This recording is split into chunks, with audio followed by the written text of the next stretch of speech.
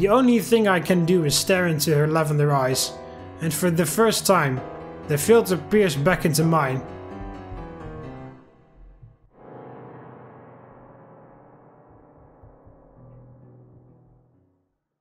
Oh, there's another fucking act after this? What the fuck do you want me to do? You've unlocked a special poem. Would you like to read it? Okay, oh yeah, sure. Denial. Yeah, well, that's how I feel. This isn't real. The pain inside me, the things that I see, this isn't real. I still think maybe there's a chance. Maybe if I take a second glance. This isn't real. My mind is just playing a trick. A reality I choose not to pick. This isn't real. I don't believe it. I can't believe it. I shouldn't believe it. It's just lies. It's not real. What isn't real can't hurt me. So why do I hurt? This isn't real. This isn't real. This isn't real. This isn't real. This isn't real. And then there's that. It can't be real. Well, apparently it is real. What the fuck was the name of this chapter? I didn't even pay attention to what this fucking act was called. I'm too shocked. For the second time today, I find myself in the hospital. On the other side this time, the emergency room. I sit on the colorless starched sheets of the hospital bed. A shoulder sling over my right arm. With adrenaline gone, I rely on painkillers to keep myself stable. My memories are only stored in pieces. I visited Yuri in the hospital, ran into Monica, found a full bottle of pills, broke down Yuri's door, and then I called 911. My head is still throbbing. It physically hurts to remember the events that just transpired. My eyes switch between the four walls that surround me. I stretch my neck to look out into the emergency room. Nurses and doctors occasionally walk by. Finally, one nurse steps inside. Hello. Hello. How are you feeling? I don't know how to answer. My mind is drugged by both painkillers and shock. The nurse then goes into a procedure of asking me questions to assess my mental state. Can you tell me your name? Yes. Shock is one hell of a drug. What is your name? Oh, Mark. She continues to read some notes on the computer. Do you know what day it is? We had a visit with Dr. Langton Saturday, which was yesterday, so Sunday? The nurse nods. And do you know where you are? The all too familiar looking walls answer that. The hospital. I stare at the navy blue sling around my arm. You dislocated it. You were able to pop it back into place, but it will take time to fully heal. Best to keep it on a sling for a while. Yuri. Where's Yuri? The girl you came in with? I'm sorry, I'm not her nurse. I believe she's being treated by a doctor down the hall. There's no way she's alive! I don't believe for a second that she survived that. There was way too much blood for that. I surely hope that she did, but I don't believe it. I bolt off the bed and exit the room. There's got to be Sayori or something, or maybe Monica or Natsuki. I can't believe for a fucking second. I would love it if it was true, but I don't believe for a second that Yuri survived that. The nurse calls out, "Hey, wait!" I'm getting to run down the hall. Whoa there, kiddo! A man with a white coat interrupts me. Are you the doctor? I am a doctor, yes. Wait, you're the one who came in with that girl. Yuri? Where is she? Is she okay? The doctor's face says it all. Why don't we take... Yeah, okay, I was about to... if they say, oh yeah, she's fine, she's also in a coma. I wouldn't believe that for a second. There was way too fucking much blood, and the water was already running on the floor, so she'd been there for a while. Why don't we take a seat? That sounds like to catch a predator line. He puts his hand on my shoulder, but I swat it off. No, I don't believe you. Let me see her. Where is she? I'm sorry. By the time we were able to treat her, it was already too late. Yeah, that was to be expected. You're lying. She's not dead. She's not. My mind begins to fail, coming up with a proper reaction. I see guards turn. What the fuck? Guards. I see guards turn the corner, quickly approaching me. The doctor places his hand up as to motion them to hold off.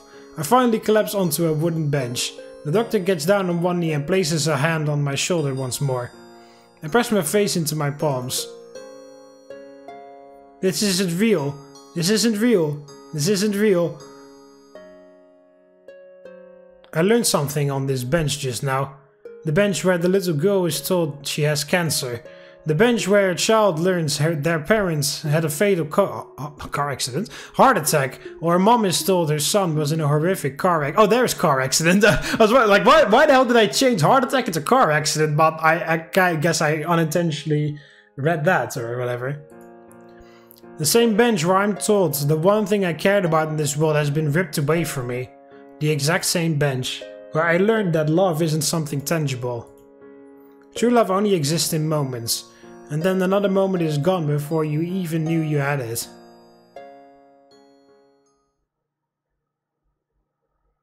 A reluctant special poem, would you like to read it? Anger. 7 deadly sins lying like a shopping list. Which one do I pick today? I grab the bright red bottle and pop the cap. Veins filled with hate and eyes filled with torment. Fists clenched ready to break. Break anything and everything. The fires of hell corrupt my soul, lashing out at anyone who comes close, tearing and ripping, ripping and tearing. Until it is done!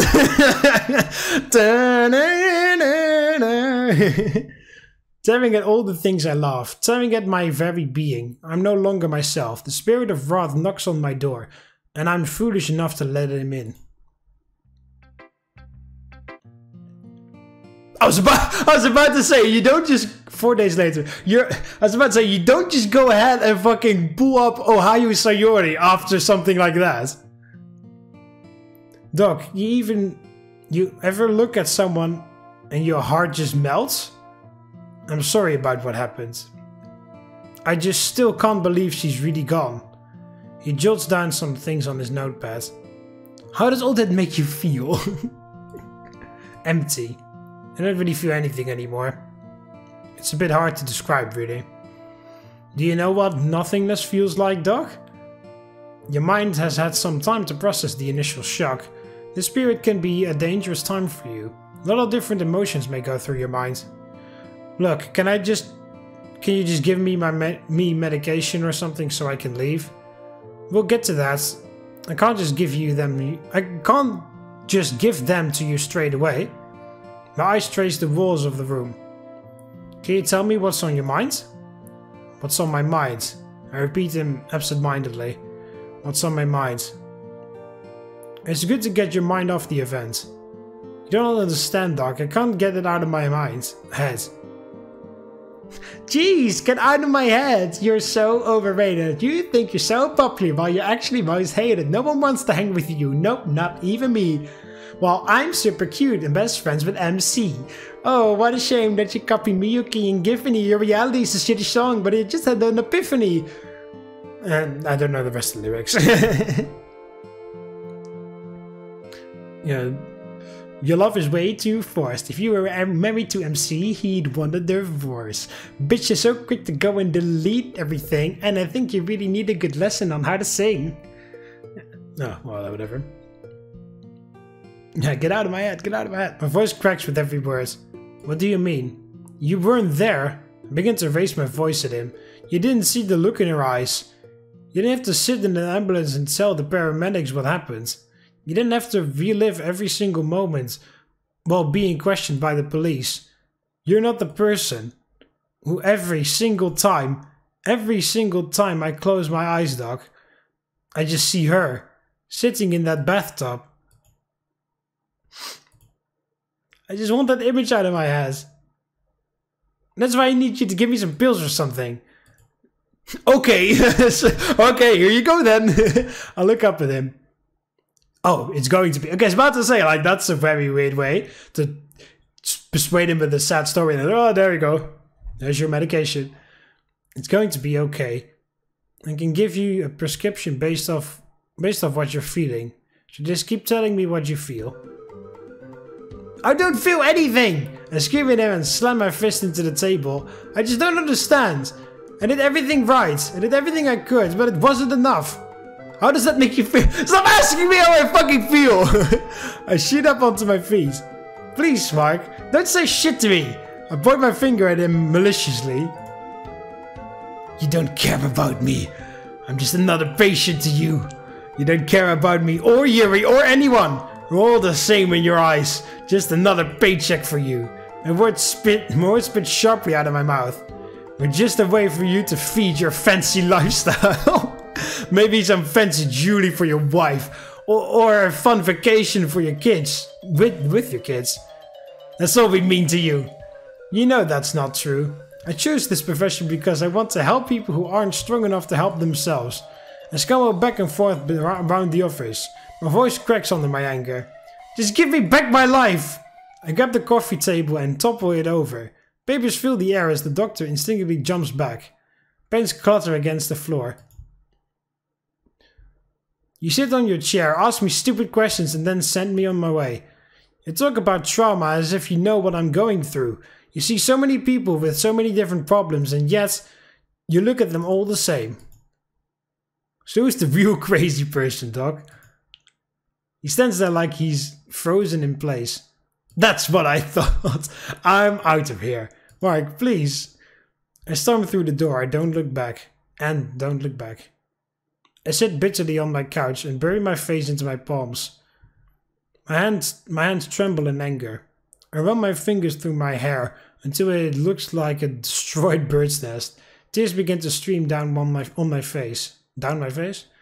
Tears of frustration and anxiety.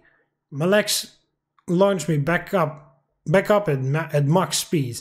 For some reason I can't stay still. I begin to pace my living room floor. My eyes continue to flash between the corners of my house. I don't think my eyes have focused on one stagnant object all day, now that I think about it. Ah! I scream at the top of my lungs in order to release all my bottled up anger. Ah! I collapse back onto the couch, my energy sapped. My breathing grows heavy and raspy. For some reason my frustration still hasn't left. I lean over my couch and grab a potted plant. Flinging it across the room, it shatters against the wall. Shards ricochet in every direction. My heart continues to beat ferociously. If this goes any longer, my chest is going to explode. I throw my body into the wall. With the thought, my knuckles collide with the sheetrock. Again! My fist goes through the wall. I slowly retract my hand back. My knuckles are covered in blood. My right arm in a sling, and my left hand bloody. I absentmindedly stare at the red patches of skin around my knuckles. It's funny how the same color we used to represent love also represent anger. I guess they're more or less the same. They both can destroy something within seconds. Both only ever end in pain. My body gives and I fall onto the floor. And just like me, my whole world comes crashing down as well. I lay lifeless. I clench my fist until my knuckles turn white. I let out a long breath. Eventually my body relaxes and the color of my knuckles return. My heart still continues to beat irregularly. I take a look at my wounds. I just don't understand. Why me? Physical exhaustion eventually overtakes my hyperactive mind and I find myself drifting off to sleep. A lot of special poems. Bargaining. Oh yeah, these are all the stages of grief, right? Like, like denial, like bargaining is the third one, right? And then the final one is acceptance. Why wasn't it me? Take me instead, but leave her here. I lie awake in bed, flooded with all my fears, because it should have been me.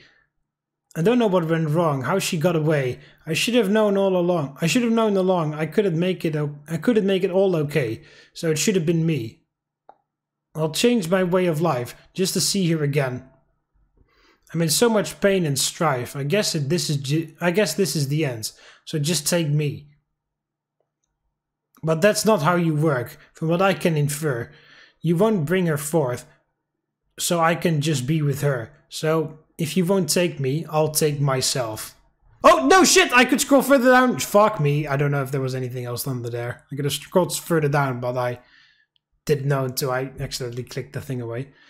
I wake up on the living room floor. My body feels heavy. I don't remember much of anything these past few days. I try to push myself up. Ugh. Every muscle in my body begins to scream in agony. Mustering all my strength, I lean up against my couch. I pat my eyes around the room. Extending my neck, I see the broken remains of my potted plant. It's weird being isolated for so long. I've lived my whole life in an empty home.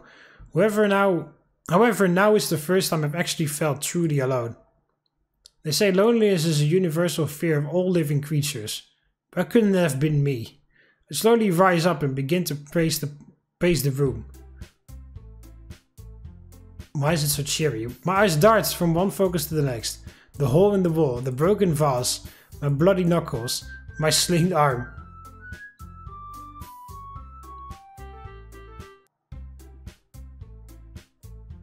That was so off beat. I hate it.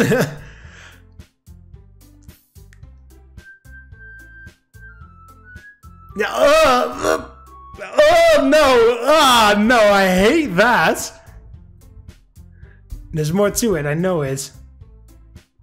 I grab a stack of paper and a pen and begin writing things down. With a slinged arm and busted hand, it looks more like scribbles than anything.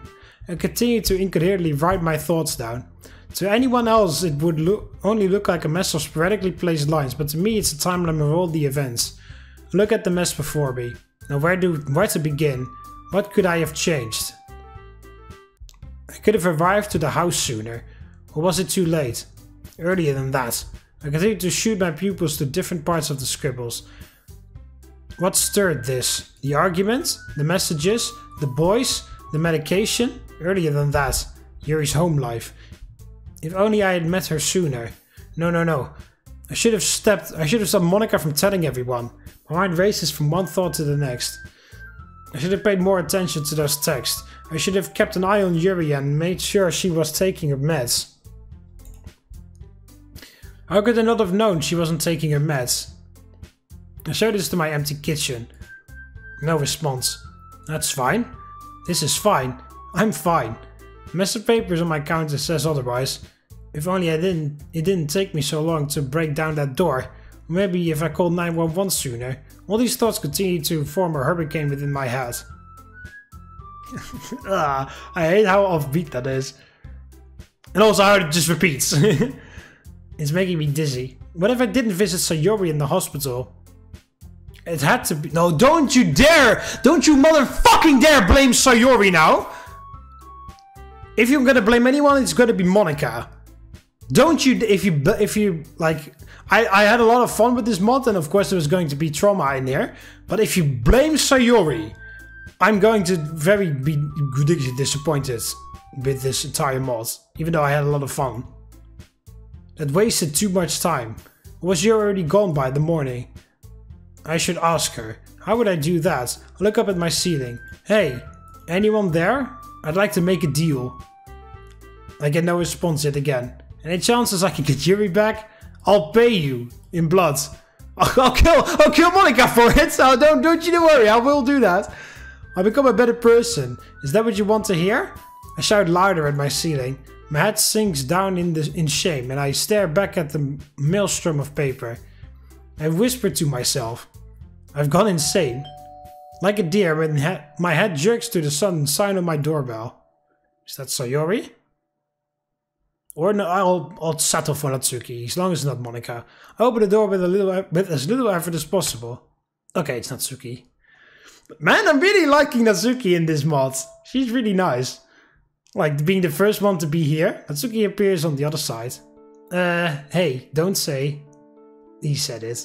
His forces. I mod my response with as little enthusiasm as possible. Can I come in? I guess. I turn around and walk back into the living room. I could care less if Natsuki follows me. Couldn't.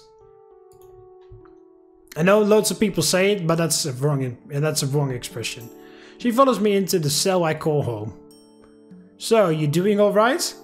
I think so. I don't look at her. Instead I stand hunched over, eyes staring blankly at the ground behind her.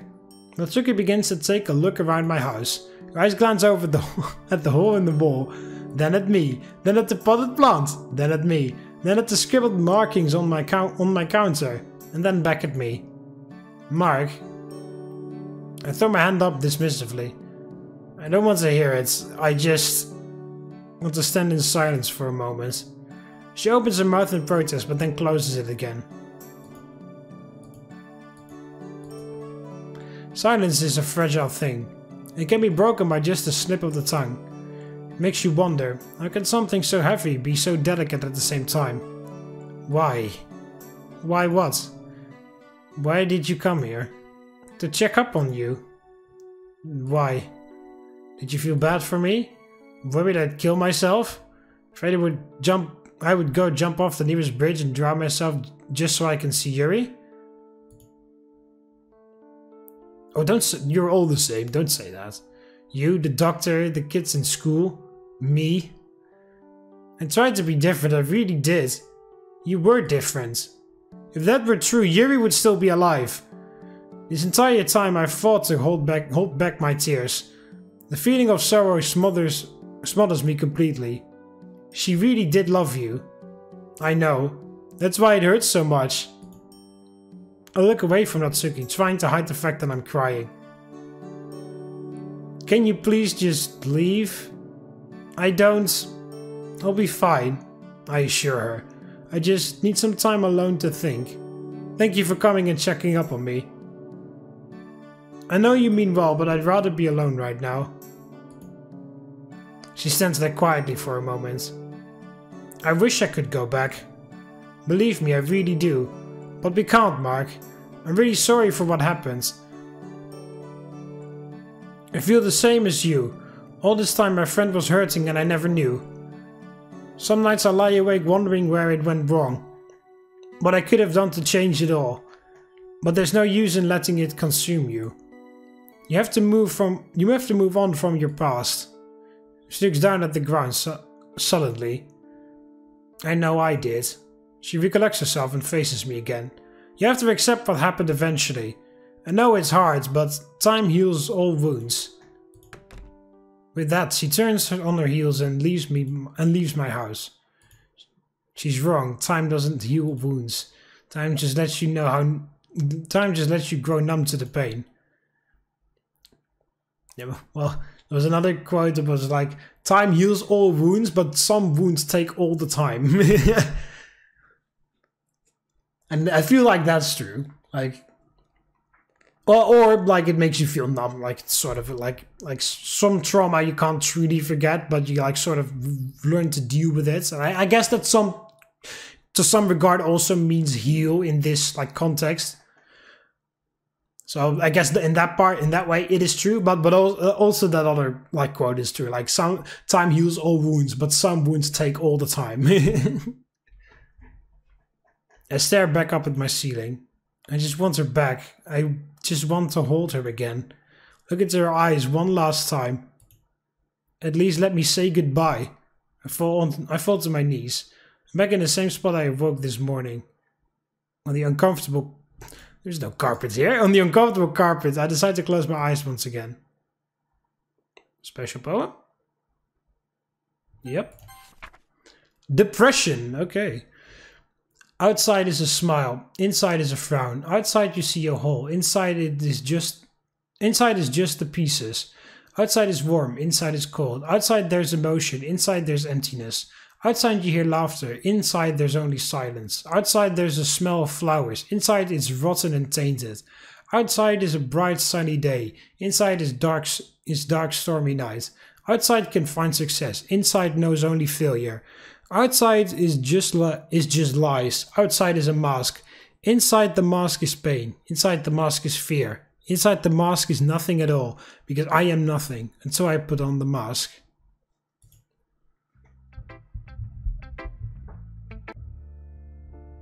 I jolt awake in a cold sweat. I look around my room. How did I even get here? The last thing I remember was Natsuki visiting yesterday.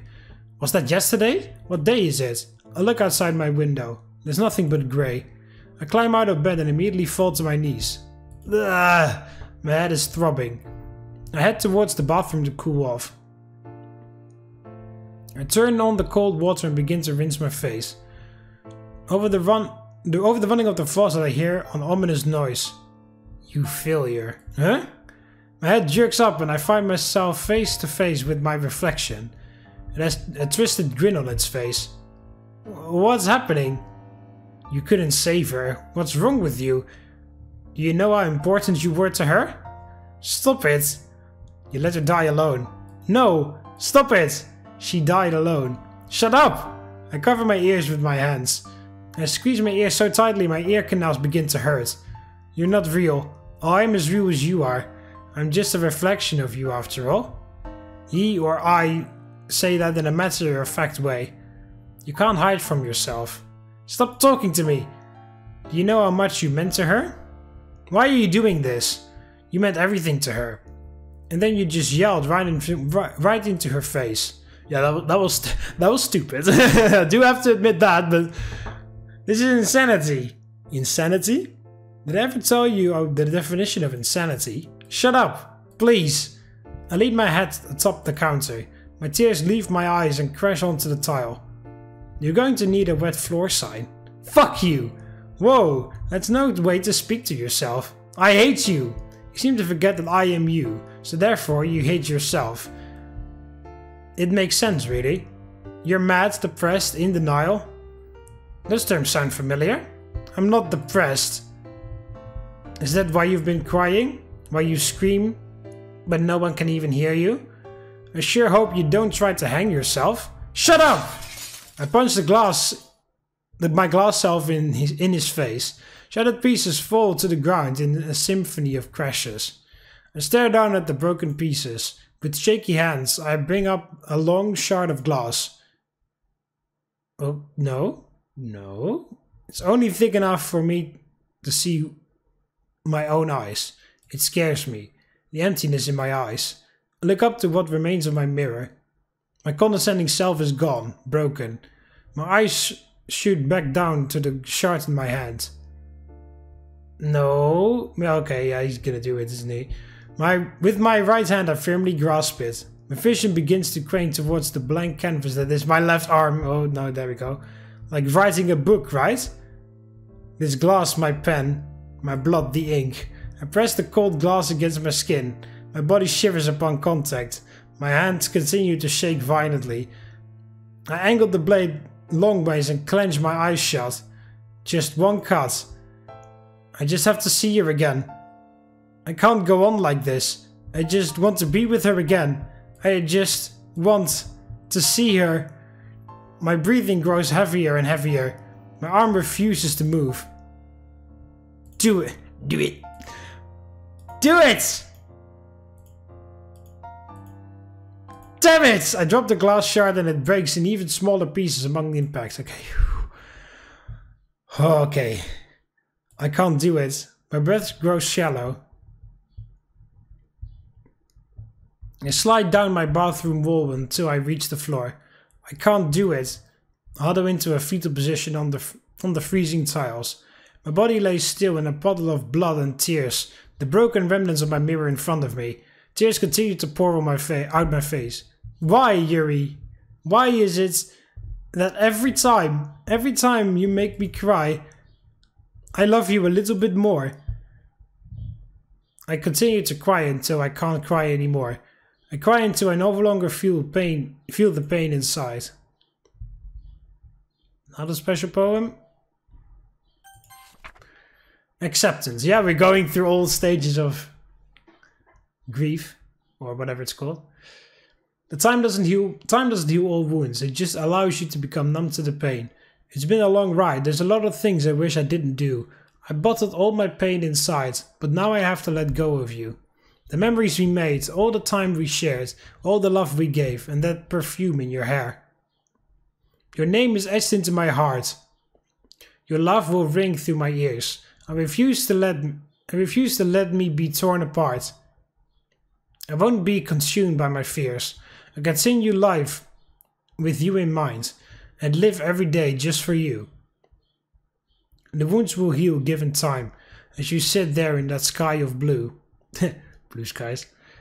You lay there still without a sound and fly up to heaven's sky. The casket sinks into the ground, and thus I say my last goodbye to my amethyst angel. Why the fuck does it start with that song all the time?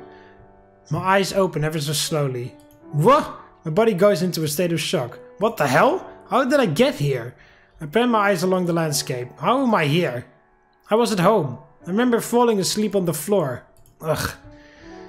The low-hanging sun blinds my vision. I raise my hand to shield my eyes.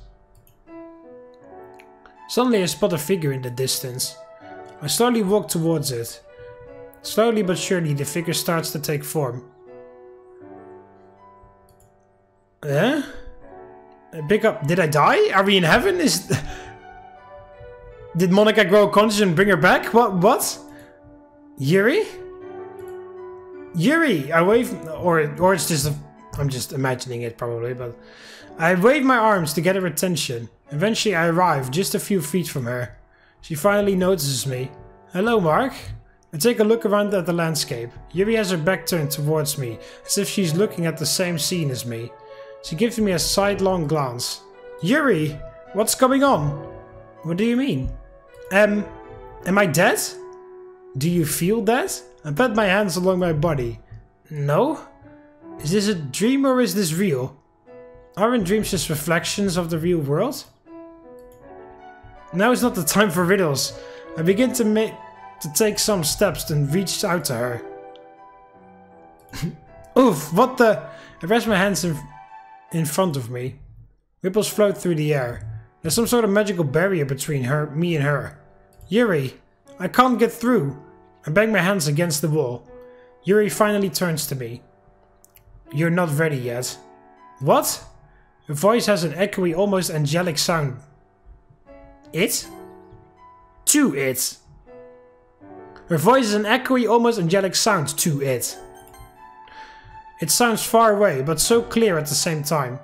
No, please, please let me in. I wish I could, but if I let you, you wouldn't be able to go back. I don't care. What if I don't want to go back? I want to be with you. I know. But you have others who rely on you. They need you. Yeah, but you needed me too. And I wasn't there.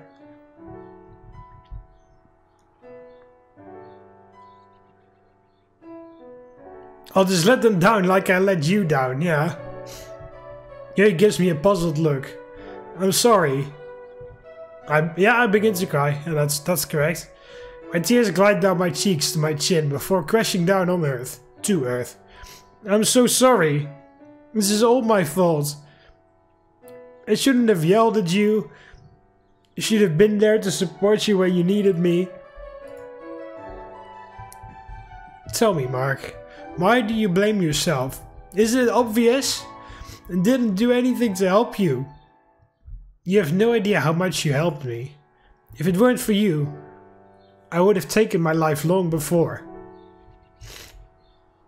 I would have died without at least knowing what true love is like. I can't imagine a worse way to go. But I don't want you to go. Yeah, maybe a very selfish thing to ask, but wasn't my love good enough? Again, it may be very manipulative or insensitive or selfish to ask, but wasn't it enough? I respond in a shrill voice. It hurts to talk through my tears. I can't do this without you. Did my poem not mean anything to you? I meant every word I said. How can you be so quick to forgive me? Mark, you were never to blame in the first place. I hang my head and continue to sob. Now my tears just spill straight from my eye sockets. I don't know what to do. I need your help. There has to be a way to bring you back. I think we both know that's not possible. My voice drops down to a whisper. I know. It's just so hard. My heart just refuses to move on. It's like my mind is telling me it's just not worth it anymore. Why live when the only thing worth living for is gone? And the reason she's gone is because of me. I continue to hang my head and watch as my tears hit the dirt. Can you answer another question for me, Mark? Okay. Hypothetically, If you were to be diagnosed with cancer tomorrow, would you blame yourself for getting sick? What? That was a random question. No? No, I wouldn't. She steps closer to me, as close as this invisible barrier will allow her. Then why do you blame yourself for having depression? I look up at her. Yuri stares at me. No, not at me. She's like she's staring directly into my soul. She's staring at my true self. I'm found speechless. The words she's saying doesn't turn in my head. You have to go now. Wait, but you have your own life to live. You have other people counting on you. Please don't make the same mistake I did. But what about you? What about us? What about all the broken happy ever afters? She gives me a soft smile. I can wait for you.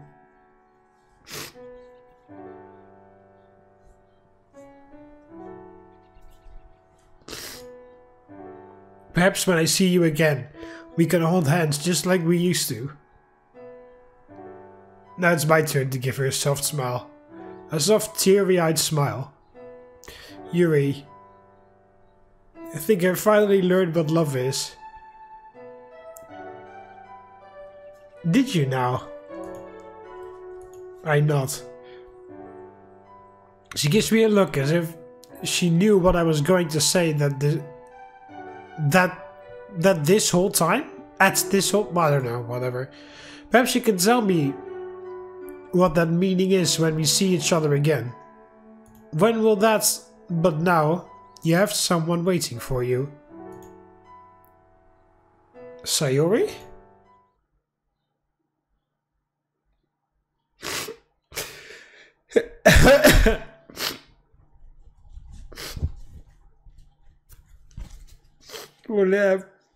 Holy fuck, Sayori. Yeah. Mark! Where are you? Huh? I wake up in a cold sweat on my bathroom floor. What happens? Where's Yuri? I look around trying to collect my bearings. The shattered remains of my mirror are on the floor.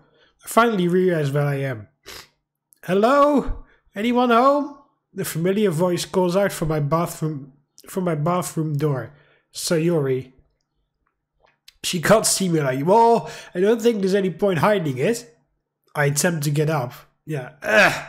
My head feels like it's splitting open. I press my hand against my forehead and shut my eyes tightly. I can feel my brain pounding against the front of my skull. The bathroom door gently opens. What were you saying before that? Oh yeah. Mark! Oh, Mark! Sayori rushes over, but mind the glass, Sayori. What did you do? I was being stupid, Sayori. That's what I was doing. Her eyes begin to scan the room like a detective. She notices the glass on the floor and the blood on my knuckles. Sayori grabs my wrist and examines my hands. You punched your mirror? She says that with a disappointed tone. You didn't like what I saw. Mark, do you think you're ugly? Because you're not. I think you're very cute. The corners of my mouth slightly curl. Thanks, Sayori. Now let's clean you up.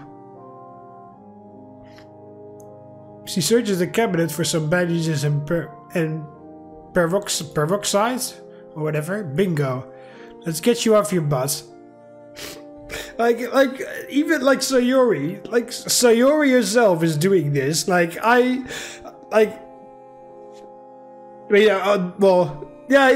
was about to say Sayori didn't lose the love of her life, but well, she sort of did. Well, not really, because you know, we're here together like this now, but I'm just going through like a fucking fraction of what Sayori has gone through for years, and she's like so easy to help me,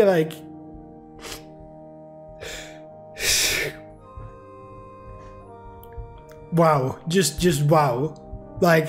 I can't even handle like 0.01% of something that Sayori's been dealing with her whole life. Like, I'm about to just like completely fall into pieces. Sayori's been going strong for what's it called, for so many years. Well, she's going through what I'm going through times 1,000,000 times, like extra worse times, whatever. That's a ridiculous sentence, but okay. I try not to put my weight on it, but as soon as I stand up, my eyes enter another dimension and I become dizzy. Ugh. Sayori supports me. Here, lean on the counter. She carefully sweeps off any excess shards of glass. I do as I'm told and rest myself upon the bathroom counter. What are you doing here? The doctor told me I was in good enough condition to leave, so I figured before I went home I'd visit you, and I'm glad I did. How long have you been on the floor? I shake my head. I have no idea. Sayori gives me a pouty look. You really shouldn't sleep on the floor. It's bad for your neck. I know. I still find myself victim of one of Sayori's lectures. She gestures for me to raise my hand over the sink, and I do so. The bottle of peroxide hovers menacingly over my hands. This is gonna sting. I know. Sayori tips the bottle. I keep my mouth shut tight to not show in any display of pain. Sayori dabs the wound with a wet towel and begins to bandage it up. I guess you learned some stuff while in the hospital, huh? Sayori gives me a large smile. Just call me Nurse Sayori from now on. I gave a small chuckle. You know, Mark, this kind of reminds me of when we were little kids. Yeah, how so? Well, the roles are reversed now, but I remember when we were little kids, we would always play in the neighborhood. We would run around, climb trees. I would always try to keep up with you despite you being much faster, and sometimes I would fall and get hurt, and then you would stop everything and come care for me. Whether I scraped my knee or cut my hands, you were always there to help me. You would say, Sayori, look at me, it's okay, everything will be okay. I remember I used to just start carrying around band-aids in my pocket just in case you hurt yourself. You would make me feel better and stayed with me until the pain went away. I remember back to when Sayori and I were little kids. Getting into trouble left and right. And all the things little kids do. I guess I always assumed Sayori and I were equal. I didn't realize that all this time she was just trying to stay close to me. Remember when I fell in that pond near the park? Yeah, your parents were mad. You jumped in because I was drowning. You were drowning, the water was only about 2 feet deep. Is that so? I realize my hand has already been fully bandaged, yet Sayori still hasn't let go of it. My eyes lock onto her sky blue eyes. This is what Yuri meant, isn't it? I have unfinished business here. I can't leave without knowing the people I care about will be okay. Yuri notices she's been holding my hand and quickly lets go. Sorry, it's fine. We should sit down somewhere. Okay. Sayori and I step out into my room. I take a seat on my bed. Hey, what's that? Sayori walks towards a small wooden box sitting atop my nightstand.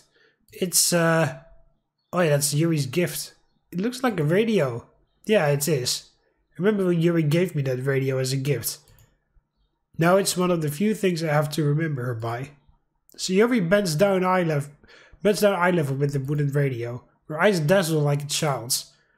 She brushes her hand along its edges. Eventually her fingers find the dials. And then... click. The room fills with music. Not a bad tune. I like it.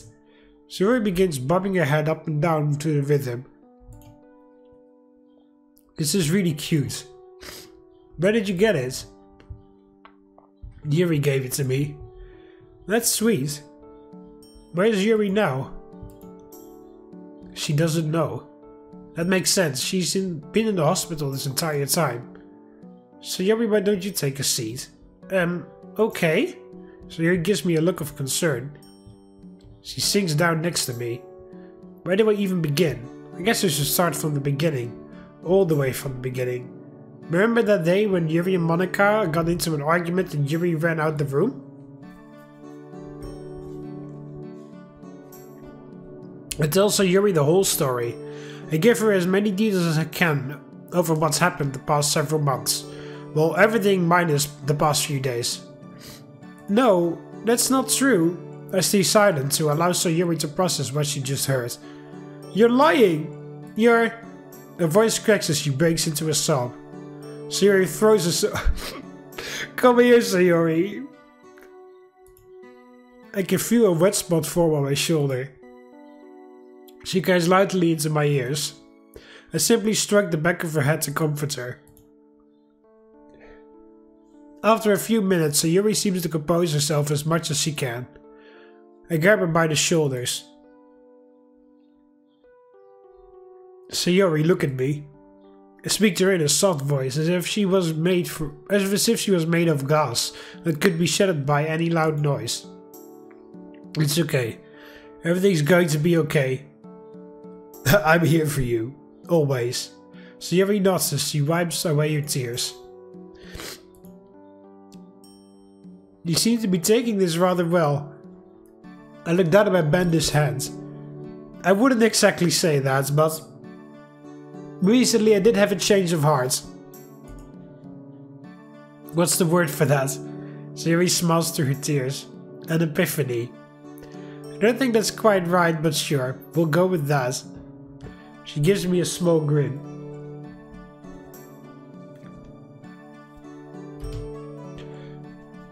I can't really explain it very well. It's just like something inside me is telling me that it's time to move on. I know it's weird, but I believe you. Sayuri brushes the hair out of my face. You're my best friend, Sayuri. And I mean that in the best way possible. I know you do. It just took me some time to understand that. I've made a lot of mistakes. So have I. I've hurt a lot of people. And so have I. I quietly chuckled to myself. I suppose we're both just huge messes, huh? That's why we make such great friends. She gives me the most sincere smile I've ever seen rest upon her face. I suppose I was wrong, Sayuri. Huh? You can't really fully get rid of depression. Not alone, at least. I turn to my bathroom. Don't make the same mistake I did. Yuri's words ring through my ears. I think it's best if we take this journey together. No one can battle their demons alone. I think I'd like that. So what do we do now? Keep on living, I suppose? Yuri may not be here physically, but I believe she's somewhere out there. Waiting for me. So Yuri stares over my bathroom as well. She then looks at my wrist. There's a small indent on where I pressed the glass against my arm. I need you to stay here. She places her small hands over the area of my arm I nearly cut open. Please. I stare at her. I peer straight into her blue eyes, her windows of the soul. I'll stay here. I grab her hand and entwine my fingers with her. You promise? I promise, Sayuri. My story isn't over yet.